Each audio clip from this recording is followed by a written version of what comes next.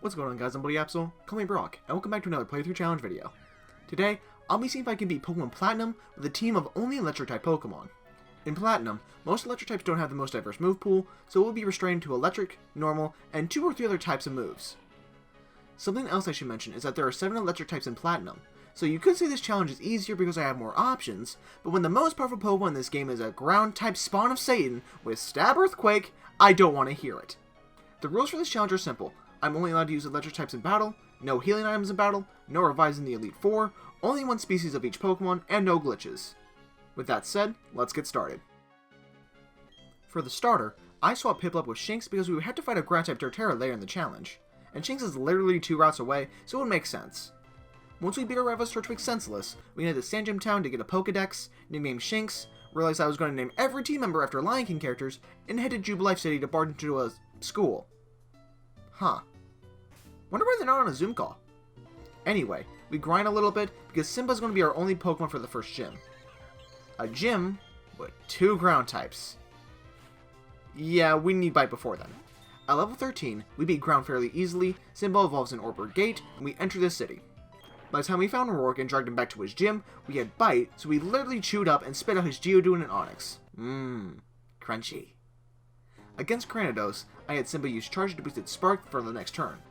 We can one-shot the Balding Dinosaur and head to Jubilife to one-shot Plasma Grunts and make our way to Floraroma Town to start the story there. We ignore the Crying Child to go catch Timon and Pachirisu at Valley Windworks. After grinding Timon, we can fight the Gargoyle and he locks me out of the building. What the hell, man? I'm not Jehovah's Witness! Timon can help me mug the Grunts and take the key, and we can go fight Mars. Zubat gets immediately one-shot by Spark, and Pierogi comes out to use Fake Out. It then uses Scratch and gets a crit, so I start spamming Charm with Timon before it faints. Now that Pierogi hits as hard as a toddler on NyQuil, Simba can come out and kill it with Spark. Now we can head through the forest and murder some trainers to get to Eterna City. And neither Simba nor Timon can deal enough damage or take too much in return, so we go down pretty quickly. After grinding to level 28, I leave Timon to lower Turtwig's attack with Charm. Then, I switch to Simba to spam Charge to boost our special defense. We then feed Simba a heaping helping of Turtwig soup, and out comes Cherim. Thanks to Charge, its attacks don't do much, and it gets eaten as well.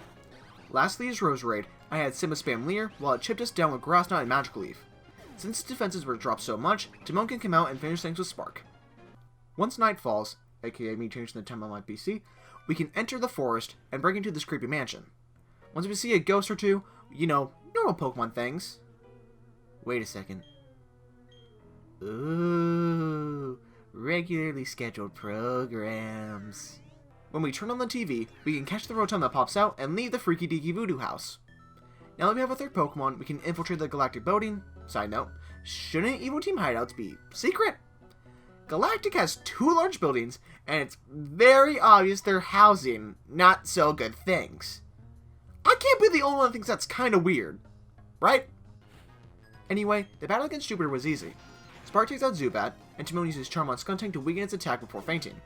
Zazu can come out and finish it with Shockwave. Now we can head down Cycling Road and through Mount Coronet. Along the way, Simba evolves into Luxray. In Hardhome, we drag Fantina back to her gym, common theme in this game apparently, and we have a battle. Zazu can one-shot Duskull with Ominous Wind, and I switch for Simba against Miss Magius. A crit Shadow Ball drops our special defense immediately, because of course that's what happened! We then trade blows with Bite and Shadow Ball, but thanks to her potions, Simba faints. Since Miss Magius is on red HP, Timon can come out and kill it with Spark. Last is Haunter, and Timon can get off a discharge before getting confused, and hit itself 3 times, and fainting. Damn squirrel. Zazu can come out and finish it with Ominous Wind, so we get the badge and have it in hand.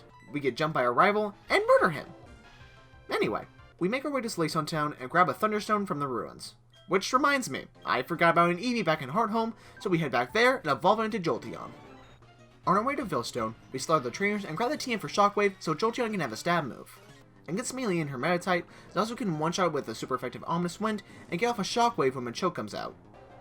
We can get off an Ominous Wind before getting hit by Rock Tomb, but Machoke goes down nonetheless. I switch to Scarf for Lucario and hit it with a Dig. Lucario comes back with a Force Bomb and gets Paralysis. Lucario then heals with Drain Punch and knocks out Scar the next turn. I switch Rotom back in and Ominous Winds and Metal Claws get traded back and forth before Lucario faints, and we get another badge. Once we help Don fight off a few grunts, we can start heading down to Pastoria City, and by Pastoria City, I mean the mansion past it to catch a Pikachu. Since the Water Gym is next, and Wake has a Quagsire, I taught Nala Grass Knot and grinded it until I got to Thunderbolt. With that, we can head to... Oh my god, you're worse than Hop! Like usual, we murder our rival and head to fight Wake. Obviously, one Shockwave knocked out Gyarados, and we swapped in Nala to use Grass Knot on Quagsire. Quagsire gets taken down to below half, and Pikachu lives on 1 after a Mud Shot. Another Grass Knot takes out Quagsire, and we use Quick Attack on Floatzel before Nala faints. Scar gets off a Shockwave before a Crunch takes him below half, so the next turn I use Quick Attack for chip damage. However, another Crunch didn't knock out Scar, so I kinda wasted that turn. Alpha Jet finishes Scar, and I send out Simba, who finishes things with Spark. With another gym badge, Team Galactic sets off a freaking bomb, so we had to chase this guy and beat him in a battle, and just let him walk away. So Boom Boom over here can set off an oversized firecracker, but I use a normal sized one on a random Anyway, before we move on, I decided to hunt down a light ball to give it to Pikachu for the time being. The trip there was uneventful, but when we get to Celestic Town, we gotta fight Cyrus. The fight starts with Sneasel versus Pikachu, and Pikachu gets one shot by Ice Punch. Man, it's like Pikachu is bad or something. I send in Scar, who almost knocks out Sneasel with a double kick, and Sneasel lands another Ice Punch. Sneasel lands another Ice Punch, but goes down after some healing and a few more attacks. His go back goes down to 2 Shockwaves, but only after landing a Poison Fang. Last is Murkrow, and it goes down to a Thunder Fang. Over in Canaleaf City, we fight at ground again, but this time it was interesting. The first thing that happened was that Pikachu got one shot by a Quick Attack. Wait, whoa. Got one shot by a Quick Attack. A Quick Attack. Man, it's like Pikachu was bad or something. After that, Johto can knock out Staraptor and Rapidash, but a Night Slash from Heracross knocks out Zazu. Johto can come out and finish Heracross, but then Torterra comes out. It can heal, is immune or resist most of my attacks, and is a higher level than my entire team, so we actually lost to our rival. Didn't see that coming. Since we need a power buff, we grab the Thunderbolt CM from Valley Windworks and head over to Fuego Ironworks to catch Pumbaa the Magnemite. We can fully evolve him almost immediately. With that extra boost, we can defeat Ground and move on to the gym. I use Scar against Magneton, and Double Kick and Dig take it temporarily easily. I send out Nala to fight Steelix, and even though Grassmon does good damage, Steelix knocks it out with Earthquake. Man, it's like Pikachu is bad or something. I bring in Zazu, who can chip it down with Substitute, confuse Rain Omnis Wind, but Sandstream and Healing takes him out. Timon can come in and finish Steelix, and out comes Bastiodon. I switch to Pumbaa and Thunder Wave by accident. Since Bastiodon has no attack, it can't do anything with Stone Edge, and we hit it with Thunderbolt. It does less than half, and Bastiodon uses Metal Burst. For whatever reason after that, it just quit attacking and gets knocked out after a few more turns. Now we've got some story. No. No. Not the library. No! I just graduated. I don't want to read anymore! Saturday and Mars were pretty easy, so I'll skip past them and travel to Snow Point City. With nothing else to cover, we can fight the gym. Even though Sneasel can land a feint attack, Pumbaa uses Flash Cannon to one-shot Sneasel and Piloswine. Another Flash Cannon takes a Abomasnow to below half, but it lands a Focus Blast, which takes Pumbaa to red. Another Flash Cannon takes down Abomasnow, and I switch to Luxray for Frostlass. Thanks to Abomasnow's Snow Warning ability, Frostlass lands a 100% accurate Blizzard. I have Simba use Thief to deal damage and heal a little, but it goes down the next turn. I send out Nala to try and land an attack, but it goes down into another Blizzard. Man, it's like Pikachu's bad or something. I bring out Scar next, who can live a Blizzard and get a crit Shockwave. Frostlass heals the next turn and takes another Shockwave. One more Blizzard takes out Jolteon, and since Magneton was already in the red, it goes down as well. I bring out Pachirisu, and Frostlass decides to sit up with Double Team while Timon misses Spark. The next turn, Timon takes a Shadow Ball and paralyzes Frostlass with Spark. Timon gets off another Spark before fainting to another Shadow Ball. Last is Zazu, and I try finishing things with Shockwave, but Frostlass lives on red, and we lose the battle. Since that was really close, I tried again immediately after. It begins the exact same way, with Flash Cannon knocking out Sneasel and Piloswine, but I swap to Scar when a Abomasnow comes out. Scar gets it down to half before fainting, and Pumbaa can come out to finish it. Last is Frostlass, and it gets one shot by Flash Cannon. Now we can storm through the Galactic HQ, and while we're doing that, we have a quick PSA. Thank you to everyone for coming out today. I would just like to tell everyone here that Pikachu is bad. For the Cyrus battle, he was pretty annoying. Scar gets off a double kick against Sneasel, but knocks him out with a nice punch. I bring out Nala, and once again, it gets one shot. Man, it's like Pikachu is bad or something. After that, Magnezone kills Sneasel with Flash Cannon, and the rest of his team gets one shot. Saturn was also easy, so we can move on to Spear Pillar.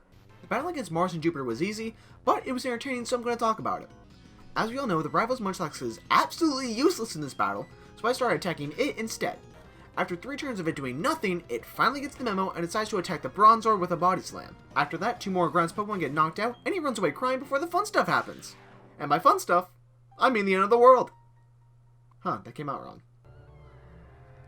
Wait a second. Why is Giratina doing the ooh-woo finger point thing? Anyway, welcome to hell. When we find Cyrus, Scar hits his Houndoom with Dig, but once we resurface, Scar gets a hit with a Will-O-Wisp. A Thunderbolt then takes Houndoom down to red, and he gets off a Flamethrower. A Full Restore and 2 more Thunderbolts take Houndoom back down to red, but Jolteon faints as well. I switch to Simba to take out Houndoom, but not before it gets hit by a Flamethrower. When Gyarados comes out, I switch to Zazu because it can get hit by Earthquake. One Shockwave takes Gyarados down to yellow, but a Waterfall can take out Zazu. I swap to Timon, who can finish it with Spark, but I switch again to Pumbaa for Weavile. Weavile gets off 2 Ice Punches before getting demolished by Flash Cannon, and gets swapped for Honchkrow. Honchkrow gets one shot as well, but Cyrus brings out his Crobat. Simba's able to come out and get off a Thunderfang before going down, and I bring out Timon. And this Pachirisu is an absolute unit! It starts with Pachirisu getting confused, but still landing a Spark to get Crobat in the red. Crobat then heals, and Pachirisu snaps out Confusion first turn, and lands another Spark, and gets a Para! I start using Charm to keep Crobat from doing too much damage, but it then switches to Toxic. Timon gets off a Discharge, and then gets confused again.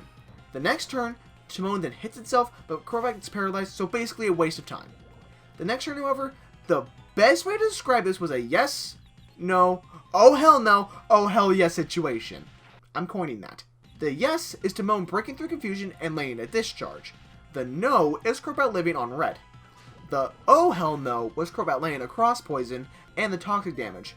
But the oh hell yes was Timon living on 5 HP, snapping out Confusion, and knocking out Crobat with Spark. Oh hi, Satan!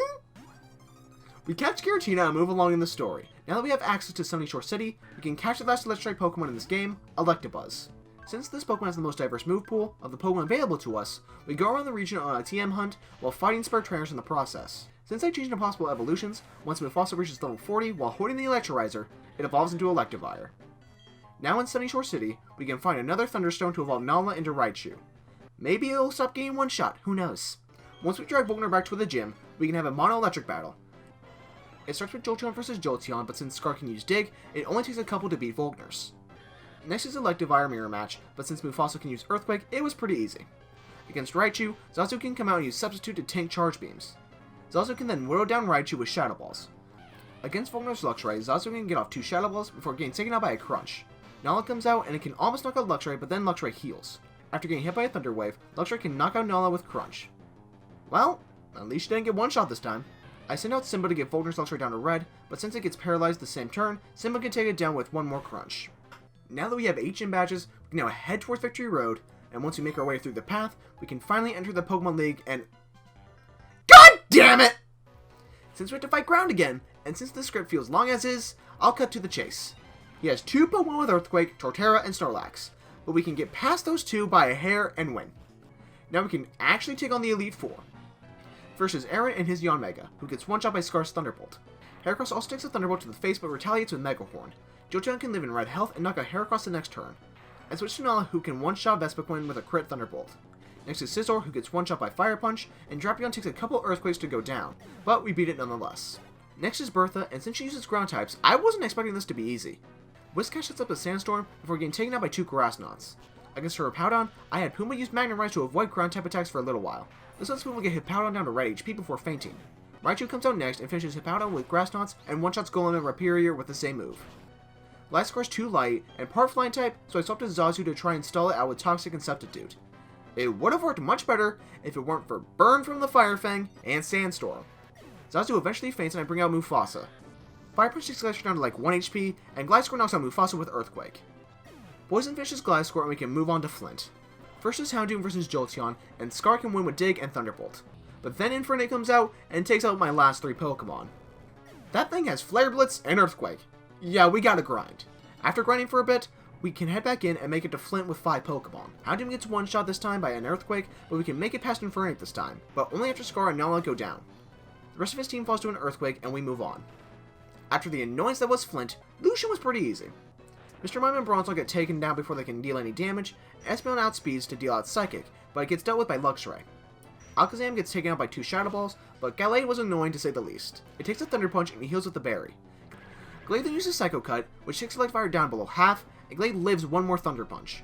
The same turn he uses Stone Edge, which almost takes out Mufasa. Gallade then heals, but falls to 2 more Thunder Punches. With that out of the way, it's time to fight Cynthia. Well, I say fight, but it was more like a slaughter. We were down 3 Pokemon, and thanks to Cynthia's murderous ground dragon shark thing called Garchomp, we didn't stand a chance.